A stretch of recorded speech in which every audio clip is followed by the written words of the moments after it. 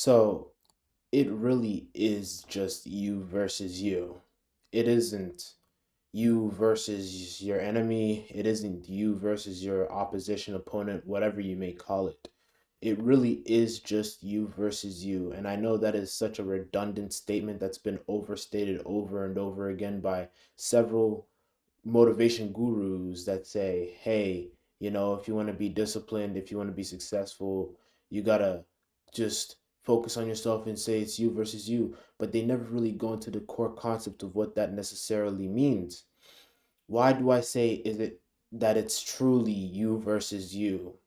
Well, if you break down every nuanced detail, all the excuses you make, all the mistakes you make, those all, well, mostly can be inherited back to you, but necessarily we often just blame it on other circumstances or we blame it on other people because we don't want to admit that we may be wrong or that our judgment may be admissible. For example, let's say somebody invites you somewhere and you say, I don't have the time, or someone tells you to do something and you say, I don't have the time. Is it necessarily that you don't have the time or you're not willing to make the time to go? Or in that sense, you don't want to go and it's a simple excuse. I've came to this realization that it really is you versus you because I've seen this constant perpetual cycle throughout my life where there's been times when I've been extremely determined, extremely driven and doing seemingly everything right, and in other parts of my life where it seems like I'm falling apart. And I never understood why it was so hard to switch back and forth because when I was completely disciplined, I would be driven, I would just be stuck on that goal. You're not taking me off. But the second I fall off, I'm done. And if that's the case, then it's extremely hard to go back to discipline mode. But then I realized that all my problems are not those that are of the exterior world, but they're internal. And that took me thinking from a introspective way and trying to understand myself, my values, and what I do in action. Correct? So it's you versus you because all of those excuses you make. Oh, the assignment, it's due Monday. I'll do it next day. And this can be attributed with procrastination, of course, but that and then also the mistakes you make. You choose to make those mistakes again, even if, like, let's say it's a bad habit.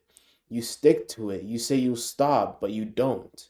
It's this constant tangle and tension within your mind that you have to overcome. And so when you think about it that way, you don't overcome the world, you overcome yourself. Think about it for a second. If you were completely driven, if you were completely hell bent on achieving a goal, tell me right now what could truly stop you. Heard of this one concept of saying if you went up to someone on the street and you asked them, "Hey, can you make $1 million?" Everybody wants $1 million, but they think, "Oh, nah, probably not," right? But let's flip it another way. Let's say somebody or someone offered you, hey, you have to make $1 million or you will die by the end of this year. Or let's say you have to make $1 million or you will die or your family will die by the end of this year if you don't complete that task. Now there's a sense of urgency. Now there's a sense of, okay, I have to accomplish this. And you will most likely, if not totally, go out of your way to do research on that task on how to achieve $1 million.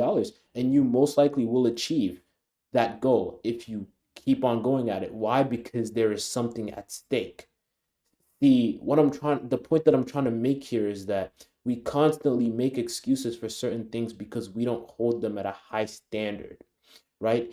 We say we want to be successful. We say we want to make a lot of money. We say we want to be successful in whatever category of thing we are pursuing. But are you truly honoring that value? Do you truly want that? Or is it simply the idea of having it that satisfies you? Because there's actually a category of about two kinds of people. It can be more nuanced, but it's the doers and the ones that just simply think about their dreams. See, you can go up to any random person and they'll tell you their dreams. Now, they simply, and from there on, what two things that can happen from that is that they may genuinely say that they want that dream and they will go out and achieve it and they're actually actively working at it. And then there are people who simply get the dopamine satisfaction of simply saying their goals to others and getting the affirmation from the reaction. For example, let's say you go up to somebody and they say, "Hey, I want to be an entrepreneur." It's like, "Wow, so what do you do?" "Well, I created my own business. I did this, I did that." Maybe they could be actually doing that, which if so, that's great. Or they're simply just getting the satisfaction of telling you and you saying wow, and in reality, they're procrastinating on that task. And from there on, they're just wasting time and wasting time and wasting time, and eventually it will be too late and they will fail. Or they work at it long enough, they fail and they succeed. And the thing about success is that it's not a linear path. Everybody has their own path to success. It's almost like a graph that goes up and down, right? Sometimes it's uh, stagnant still. Sometimes it's going up. Sometimes it's going down. But if you keep going at it gradually, if you zoom out on that graph, it will be trending upwards. And it's the same thing with, telling people that you're doing something when you're not really, because you're getting that dopamine, you're getting those spikes, but overall, that graph is trending downwards. And I'd like to add to this point and just talk about self value, right? Because I heard this one quote from a Kanye song. It was like, your personal worth is not what a person is worth, right? That quote comes from a song called Pure Soul, and I like that quote because it almost separates the individual from the objective, the majority, right? Because your identity, what you think of yourself, is not necessarily what you are worth. Now that can be seen in two different ways. That can be seen in a I wouldn't say positive, in a almost, well, I don't know how to word it. For example, let's say you think you are worthless. Let's say you think your life is worthless. That's not necessarily true because your life is precious, but your life can only be worth true meaning if you make something out of it. While there are also narcissists that believe that they are better than almost everybody, which personal worth is not what a person is worth. You know what I mean? From there on, they can be a really bad person. And lastly, how I would like to attribute this is that you need to stop blaming yourself. Okay? You need to stop blaming yourself because I understand sometimes procrastination isn't a choice. Sometimes it's just a habit that just sticks no matter what you do. And you're scared to rip it off, almost like a duct tape stuck to your skin. But you can't blame yourself when you mess up because blaming yourself won't solve the underlying issue. Okay, you need to understand that some things can't be changed. You can't blame yourself for things that you can't control, or even for the things you can't control, because blaming yourself won't solve any issues.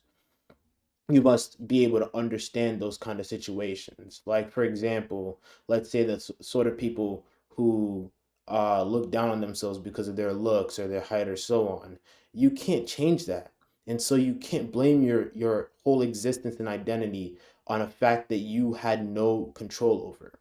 There's another quote from James Baldwin, and he says something along the lines of, I don't remember the exact quote, but he talked about how you should you oh yeah, he said something like you can't change everything that is faced, but nothing will ever be changed if it isn't faced, or something like that. It's like you can't change everything that is faced, but nothing will be changed unless it's faced, meaning that you must accept those truths that you can't control and take control of those things that you can, right? So that necessarily means that you can't go back in time and fix your mistakes, but you can reflect on them and then change your current actions to affect your future.